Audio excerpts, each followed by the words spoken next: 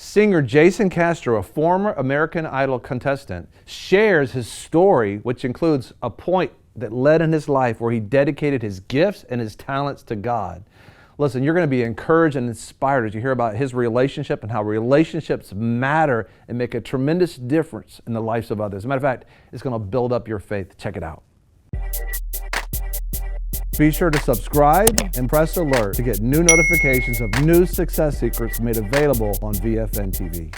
We're just focusing at this moment on Jason Castro, and just so proud of him as a young man of God, husband, father, and his willingness to lay everything down and his ability to discern the direction that he was going in was leading to emptiness. And he had to find God, as you just heard. Well, what we have for you next, and don't forget his new album, you got to get it. His first album is Only a Mountain. It's a Christian album. He's just dedicating all of his gifts and talents, just like God wants us to the kingdom.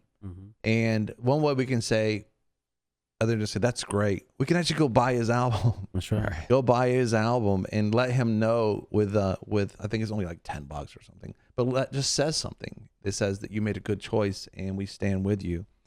And his testimony, and again, you can see it and you can find out more about it on the torch at vfntv.com. But Only a Mountain by Jason Castro. But here is Jason's testimony. This is it's so close up. We had to do some things to make sure that it was. But anyway, this is his testimony of him sharing about his journey. How did he get here? Because you'll see so many parents are wondering, I'm trying to raise my child right. I'm trying to raise them in the ways of God, and it seems like the world's pulling on them. Does it make a difference? And he's talking about the impact of his family and his, speaking God into his life as a young man. And even though he took this journey that he was going on, that because they raised him up in the way he should go, that turn took place. As a matter of fact, listen up, Jason Castro. I'd like to share my story here tonight because, a lot of you guys probably saw me on American Idol, and it's real easy to see somebody at their shining moment and just be like, man, I wish I could be there. I want to be there someday. And I know we've got a lot of dreamers here tonight and a lot of aspiring artists. So I want to share my story because I hope it will inspire you and encourage you to seek your art, but more importantly, to seek God above all things and to never forsake that in light of the art. Because, I'll just start. So, I grew up in a Christian home. I feel very thankful to have grown up with a family that God was at the very middle of it. And, we always read the Bible at night. We prayed about things. I just really saw my parents love God. And that blessed me so much, And as I grew older, around 17 or so, my faith started to become my own. I realized, I've grown up in church. I believed in God all my life. I know Jesus died for me and saved me from my sin, but I didn't really realize the implications of that until, I started growing up and I started realizing, this sin is an ugly thing and I'm doing it. What does this mean? And so around 17, I started taking God at his word and believing that it was life-giving and that it could transform my life. And so, as I started on that journey, around the same time, I was really into music, playing drums. I actually grew up playing drums. I didn't start playing guitar or singing until college.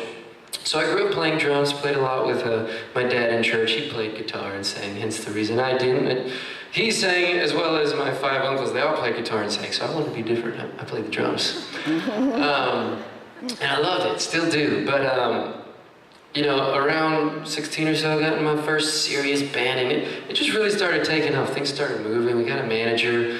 I was flown out to LA for a showcase when I was 18 and talking to these big labels, and it was just my dream. I was like, man, it's so close. It's within reach, and I was doing it with godly guys, and I just loved every minute of it. But at that same time, I also got into college.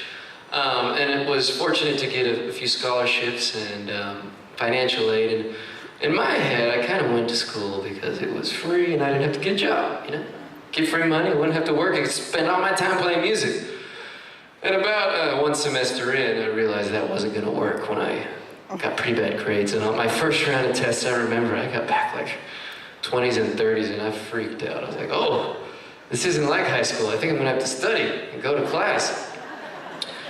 And so, you know, after that first year, I'd been doing a lot with the band, spending more time away from school than I did there, and God was just doing a lot in my life at that time. You know, I was just really seeking and not sure of which way to go, confused with, you know, I had these desires in my heart, but at the same time, there's kind of a lot of negative things attached to it and some compromise happening, and I just, at the end of that first year of college, I realized, you know what, there's no way God's gonna ever bless me if I'm squandering what He's already given me, you know, and I hadn't realized it at first, but, you know, I just was throwing this school out the window. I'd lost a scholarship and went home, and my dad's just like, what are you doing? And I'm like, I don't know, I just want to be in a band, you know, and, well, actually, we had that conversation for about 2 years leading up to this.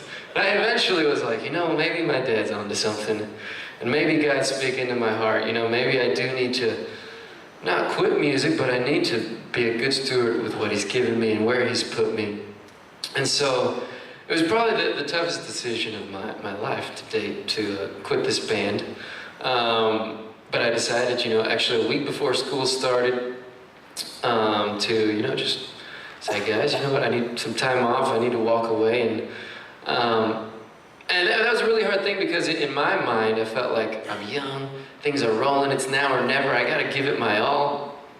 And so it was just hard, you know, I felt like it was so close. It was, you know, we shed tears. I went back to school with no friends. I went to Texas A&M, which is great, yeah, great school, but not exactly, you know, the kind of place where a guy like me fits in.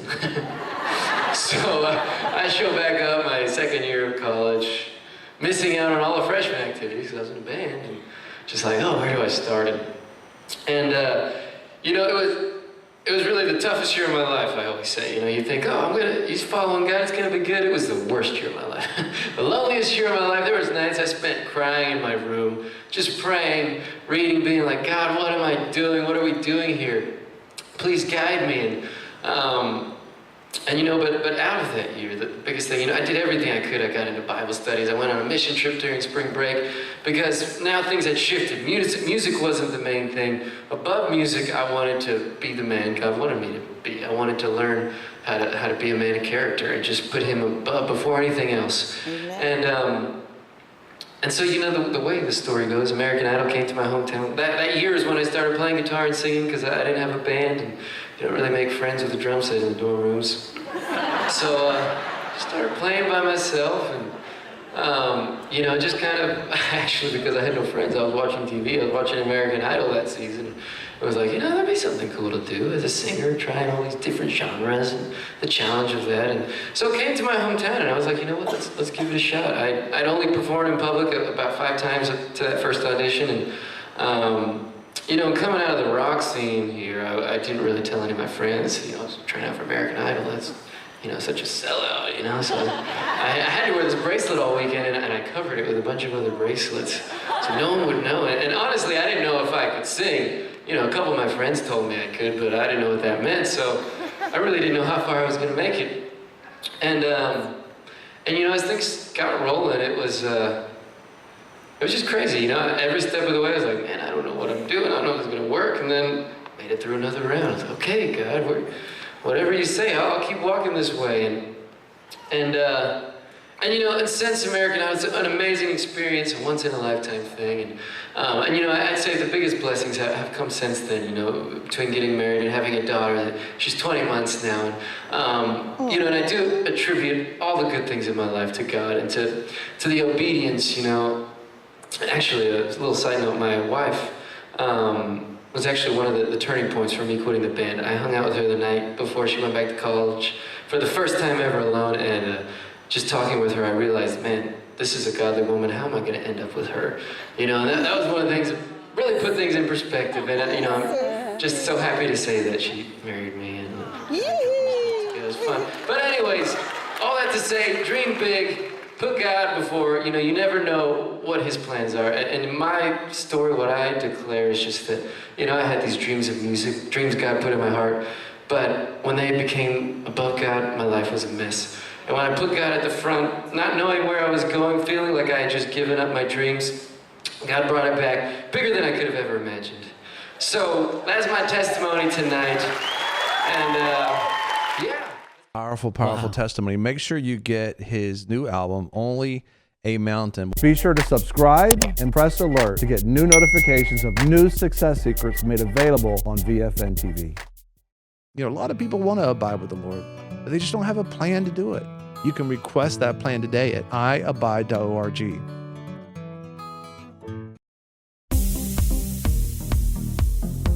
I'm your host, Greg Lancaster, and we're so glad that you've joined us. Don't forget you can join us 24 hours a day, 7 days a week. Download our app and sign up for our newsletter, The Torch, at vfntv.com. I've enjoyed our time together. God bless.